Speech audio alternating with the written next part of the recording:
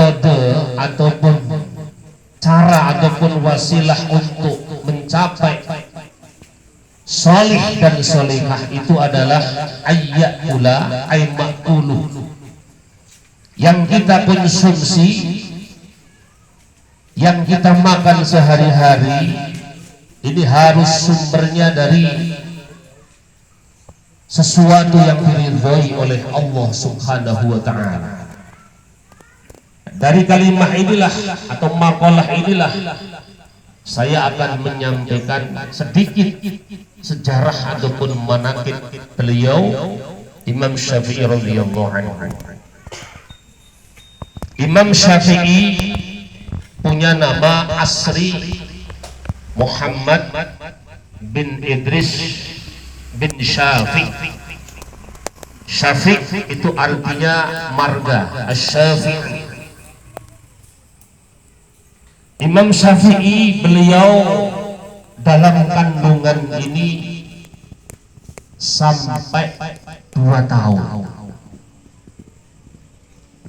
Maka dari itu kajian fikih dalam Mahalikul Yudi menjelaskan orang hamil itu maksimal 2 tahun. Sedangnya 9 bulan 10 hari, wa qaliluhu sedikit atau paling sedikit adalah 7 bulan. Ini kesempurnaan khilqah manusia. Dari sejarah ataupun manaqib beliau dalam kandungan ini sampai mencapai 2 tahun, ini panjang ceritanya. Karena sebelum audio input beliau itu Allah ciptakan dalam kandungan, ada satu sejarah yang luar biasa. Ini siapa yang main HP ini? Apa tadi? Puji sendiri.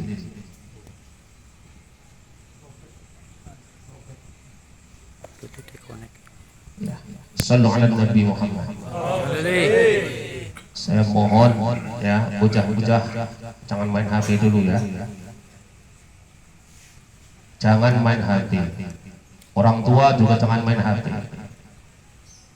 HP itu kalau dibawa ke majelis, kalau kita tidak bisa mengendalikan, itu isinya iblis. Yang pertama, yang punya HP kalau dalam majelis tidak bisa mengendalikan akan merasa paling bisa, lalu tidak mau mendengarkan, timbul congkaknya, timbul takaburnya, lalu tertutup hatinya. Itu iblis yang ada di HP. Yang kedua, iblis yang masuk di HP itu akan menghalangi hidayah dari Allah, yang mana hidayah itu datangnya tersembunyi. Hadza qaulun, pendapat seperti tadi saya ambil dalam kitab Faidul Qadir, qaulnya Imam An-Nakhai. Jadi ini peringatan bagi kita umat muslim, sekaligus hidup di zaman mutakhir ataupun zaman milenial, harus bisa mengendalikan HP. Jangan otak kita dikendalikan oleh HP. Sekalipun dengan alasan baca Quran, baca Yasin, baca hadis, itu wujud kecongkaan dalam diri kita. Tatkala ada ilmu yang disampaikan lalu dengan tersirat dalam pikirannya seperti itu wujud kecongkaan dan kesombongan iblis yang masuk dalam otak kita. Tidak ada pembenaran dalam dirinya tatkala untuk melihat HP, tidak mau mendengarkan atau menghargai orang yang lagi menyampaikan ilmu. Apapun dalilnya, tidak ada yang membenarkan. Apalagi obrol melihat yang lain-lain. Kita harus cerdas, harus cerdas. Kita kalau nggak cerdas, hidup zaman akhir ini otak kita diracuni oleh hati, akhirnya rusak semua.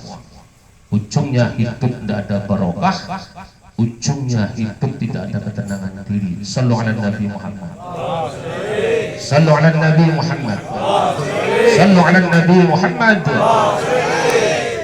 Lanjut sedikit saya ceritakan, mudah-mudahan barokah manaqib beliau ini kita yang hadir mendapat barokahnya Imam Syafi'i. Allahumma. Sebelum beliau Allah ciptakan dalam kandungan, ini Sayyid Idris, bapak daripada Imam Syafi'i, adalah seorang wara', orang yang berhati-hati di dalam melangkah, sekecil apapun itu berhati-hati, namanya wara'. Jangankan yang haram, yang syubhat pun tidak mau, namanya wara'. Baik itu ucapan, baik itu pakaian, terlebih-lebih yang kita makan. Tiga perkara ini akan berpengaruh dalam diri kita, berpengaruh dalam kehidupan kita, berpengaruh pula dalam lingkungan kita. Contoh pertama, omongan yang syubhat ini omongan yang syubhat, yang mungkin jenengan sampai sekarang masih merasa itu halal, masih merasa itu boleh. Contoh begini Pak, omongan yang syubhat ini tatkala muncul dalam lisan kita, lalu kita ucapkan kata-kata anjir, itu syubhat. Anjing bukan, tapi anjir. Nah ini ucapan ini akhir zaman, ini hal-hal yang sudah biasa dan parahnya itu dianggap halal. Anjir itu kata-kata syubhat. Syubhat itu bainal halal wal haram, dikatakan halal, tidak halal, dikatakan haram, tidak halal. Nah, beliau Sayyid Idris ini orang yang warak, lesannya, mulutnya tidak pernah muncul kata-kata yang haram. Jangankan haram, syubhat pun tidak. Orang yang sudah bisa menjaga syubhat ini wujud akhlakul karimah. Contoh, ini yang sudah bisa menjauhi yang syubhat, ucapannya didengarkan menyejukkan di telinga orang lain, pembicaraannya di kuping, di telinga orang lain merasa nikmat.